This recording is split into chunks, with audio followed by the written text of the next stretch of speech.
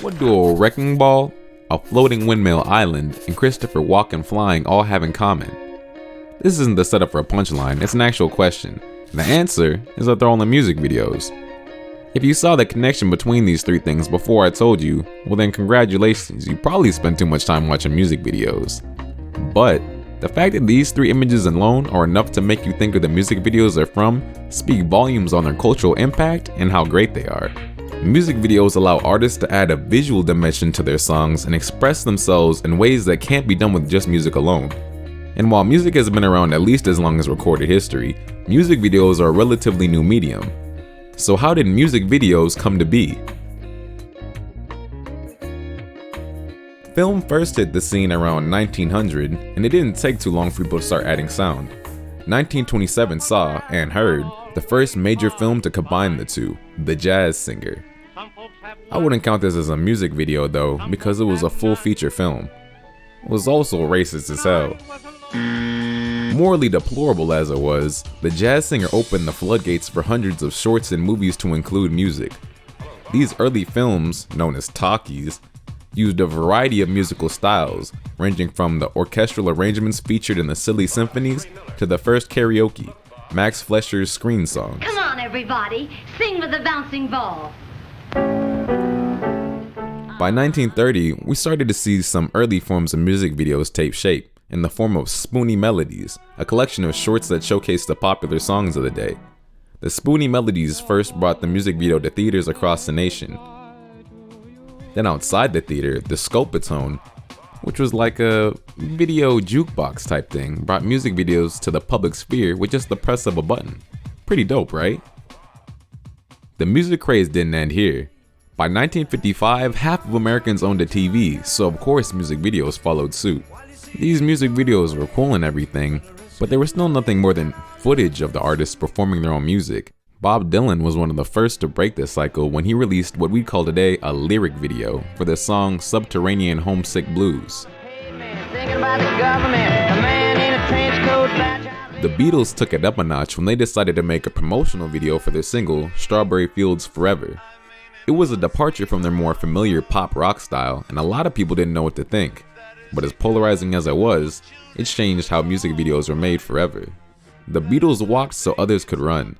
A few years later, Queen released their highly stylized video for Bohemian Rhapsody. It proved to everyone that music videos could stand on their own. While these music videos were wildly popular, there was no centralized place where fans could watch them. This led to the creation of music television. Hi, Mark Goodman here, and you're watching and listening to MTV Music Television in stereo. In its heyday, MTV was pretty cool. Music videos played 24 hours a day, 7 days a week. And this was back in the 80s before all TV was nonstop. It was kind of something special. MTV's 24/7 format allowed music videos to reach new levels of cultural salience like never before seen. Although, being culturally relevant also meant being the subject of scrutiny and parody.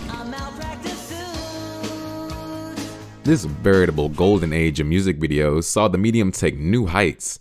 Artists experimented and pushed the boundaries in incredible ways, exemplified by Michael Jackson's Thriller. Arguably one of the best music videos of all time. I mean, the dude turned into a werewolf and then danced, and the whole thing went on for 14 minutes. The song is only 6 minutes long, y'all. Thriller set the standard for modern day music videos. If your video was gonna touch Thriller, it needed production value, it needed theatrics, it needed money. Music videos became a huge source of revenue for the music industry, and anyone who was anyone had a music video for their singles. Unfortunately, the execs at MTV forgot that the M stands for music and slowly began to drift away from music videos. Now this didn't mean music videos were going away, it just meant that they needed a new home. The internet. Take a spin, now you're in with the techno set. You're going surfing on the internet. The spread of the World Wide Web and the creation of websites like YouTube, among others, kept music videos alive and thriving. Being even more accessible than TV, the internet allowed music videos to be seen by scores of people in incredibly short amounts of time. This led to the phenomenon we all know as viral videos.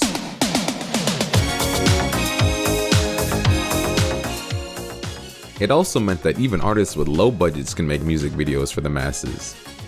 And That's where we are today. The music videos of the 80s and the 90s had a heavy influence on the movie industry. Movies started making soundtracks that were meant to be listened to outside of the films themselves.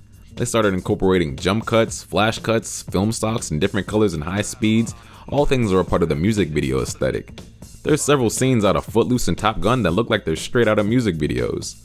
The line that separated music videos from movies began to blur, which set the stage for music video directors to transition to the silver screen.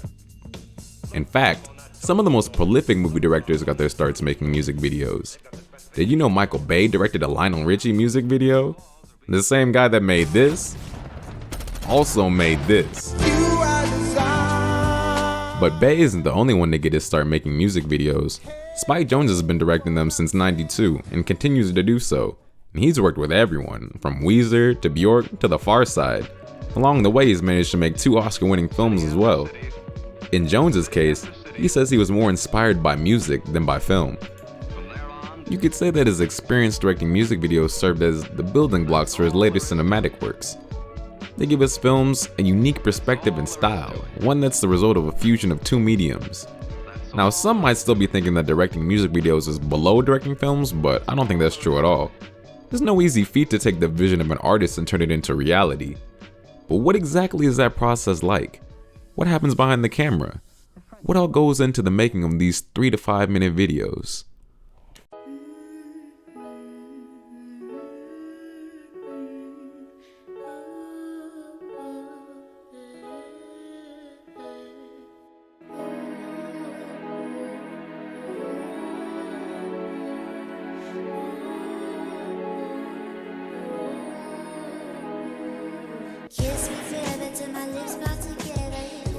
My name is Ileana Aragon, and I'm a videographer here in Dallas, Texas. The first couple music videos that come to mind would definitely be 3 AM by Jacqueline Hop.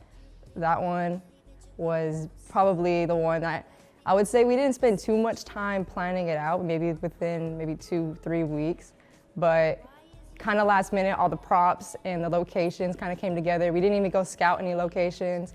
We went to I'd seen a park on Google Maps, and I was like, we should definitely go there. Just kind of needed a grassy, forest-like area. So I was like, let's just hope for the best and go try it out. And so that's what I did. Come a long time for the shoot. I was like, all right, here's these 3 spots. Let's go there and let's just wing it out. I didn't have a shot list. A lot of times for my music videos, I don't really have a shot list. I kind of just like to go with the flow of it because it really kind of depends on the artist's performance, but then it also depends on, the location itself and what I can work around with. That was one of my top videos when it came to editing it. As I just kind of went through it the first couple of days, I knew right away, I was like, oh man, this video is gonna change everything for me. And sure enough, it did. It kind of it almost, I would say, opened a lot of doors for me because I feel like that's when people began paying more attention to my work and they seen that, oh, okay, she's doing something very different compared to, what a lot of other people have been doing in Dallas, because a lot of my other work before then was hip hop. At this point in my career, I can't really take on a project if the song itself or the artist itself doesn't really, if they don't show that they're as, I would say down to do it, then I'm not gonna be as down to do it. I'm not gonna put, 100% into it if they're just gonna give me 50 back. I have a lot of people who come to me and they're like, I want it to be like a short film, basically. And I'm like, okay, so you're thinking big, and that's what I like. I never really wanted to do something that's too simple, but nothing that's too crazy. So it's like, as long as we can make a nice blend of the two, we'll make something great. I just finished directing a very big short film, or not short film, music video, Money, but it basically was a short film because the artist himself didn't perform at all, and we just built a story around the entire song. And that kind of, just that shoot itself, pushed me out of that whole funk I was in. And I definitely needed it because now I feel like, I'm ready to take on more projects just like that. I graduated high school in 2017, and graduating, I came to UNT, and I was at UNT for a semester, and I was a part of the media arts department, and I got into short film club, and I liked it and all, but I just felt like college wasn't for me. I just felt like, as much as I want to do short films and everything, I feel like I could definitely kind of do more. I kind of wanted to be more, I would say like lifestyle based. So I wanted to go out and work with like just people and, you know, help them tell their own like personal stories. I would say I'm a private person, so I don't really tell people what's going on in my life. I don't tell people, you know, too much details about me. So I try to just keep it to like, you know, like just check out my videos really, and like that's pretty much like all you can learn from me. Other than that, you know, it's however you want to see me. But at the end of the day, I don't really care because I'm happy with who I am, and I feel like that's the most important thing is like you got to be true to yourself no matter what. You just wanna chip away my pride.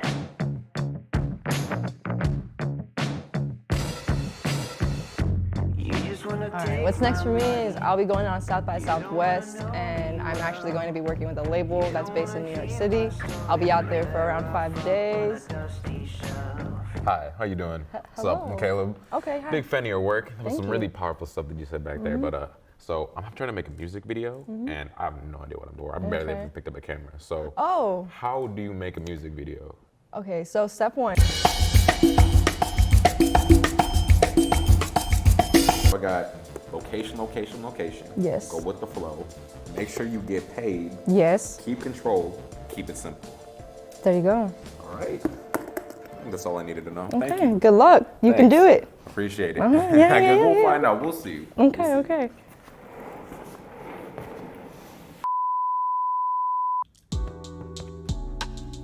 So before you can make a music video, first you have to have a finished song. So right now, I'm in the process of adding the final touches to the mix. You never really finish mixing. You just kind of listen to the song until you've heard it so many times that you can't stand the sound of it anymore, and that's when you know you're done. I'm storyboarding for the music video, whatever that means. I don't know. David drew some stuff on here and he's like, plan it out like this, draw some stuff in like the time frames. So I was like, okay, it's pretty trash, but I think it gets the point across. So, Oh yeah, okay. You can get some crazy magnets. tonight. Head rapper. On the second chorus, there's something to do. Okay, I feel like on the second chorus is the one where we should do like all the head bobbing, you know, where it's like and then the scene changes.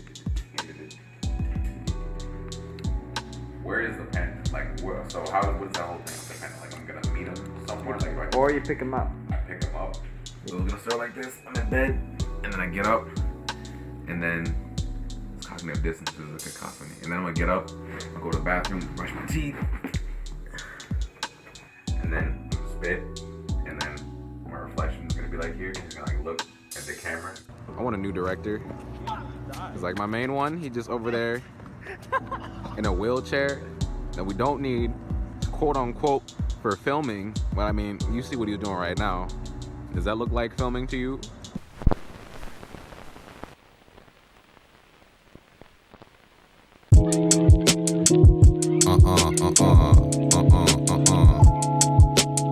Cognitive dissonance is a cacophony. Was it hubris that doomed Sisyphus and Icarus? Do you see your own wickedness? Do you see it? Not to say that you're evil, we're all people, and labels enable subconscious responses. Leave preconceived notions at the door. We ain't judging people no more. Ambulate 5,280 feet in my sneakers before you speak on what I spit through your speakers. It's all different eyeballs on similar situations. Perspectives tend to stay static until you make them rearrange, cause love is almost evil, but we still live for it, and when it ends we seek its sequel. The second never as impressive, but then again that might be limitation of our perspective. Now is it worse or is it not the same? A new spring means a little rain. April showers bring flowers, if I may say so. Change ain't always pennies and dimes, sometimes it's pesos. Don't look for what you had before, the past will surely leave you sour. The fruit of your future dangles, approach it from different angles. It's easy to be peachy when you not in the pit. See the picture for the click, flashes fast like a sprint and your hopes can get dashed. Let's get some heads bobbing for this head rapping rapper. Not a seek, I seek to destroy every beat that I meet. It's a feat to go the whole 9 yards with me. I like to view things in terms of metaphors and similes. Microcosms express, abstract ideas the best. More palatable, easier to digest. I'm on a quest, making dreams manifest. No sleeping, no rest until you feel it in your chest. Awareness of shared similarities in all things, bring down walls, all fall. Seems like you be missing the point of things on purpose. Being wrong make you nervous, you only smart on the surface. I don't concern myself with methods that's less than earnest. A firm proponent of the tortoise tempo when I'm in my zen mode. Swordplay with no S's, verbal kendo. Drop a rock on top of your noggin, get them thoughts jogging. That's my prerogative, and self-deprecation don't look too good on you. It's true. Very few are in tune with themselves and do it well. All the points and wishing most might as well go to with no insurance. I ran cross country and got endurance. I ran cross country, I'm adventurous. I ran cross country, my problems still follow me. So I guess that wasn't the answer. Could I be a belly dancer? Maybe a wedding planner. Dial 42 and get no answer. Let's get some heads bobbing for this head rapping rapper. Not a seek, I seek to destroy every beat that I meet. It's a feat to go the whole 9 yards of me. I like to view things in terms of metaphors and similes. Microcosms express, abstract ideas the best. More palatable, easier to digest. I'm on a quest, making dreams manifest. No sleeping, no rest until you feel it in your chest. Everyone gotta feel something. Everyone gotta feel something. Everyone gotta feel something. Everyone gotta feel something. Everyone gotta feel something. Everyone gotta feel something. Everyone gotta feel. Let's get some heads bobbing for this head rapping rapper. Not a seek, I seek to destroy every beat that I meet. It's a feat to go the whole 9 yards of me. I like to view things in terms of metaphors and similes. Microcosms express, abstract ideas the best. More palatable, easier to digest. I'm on a quest, making dreams manifest. No sleeping, no rest until you feel it in your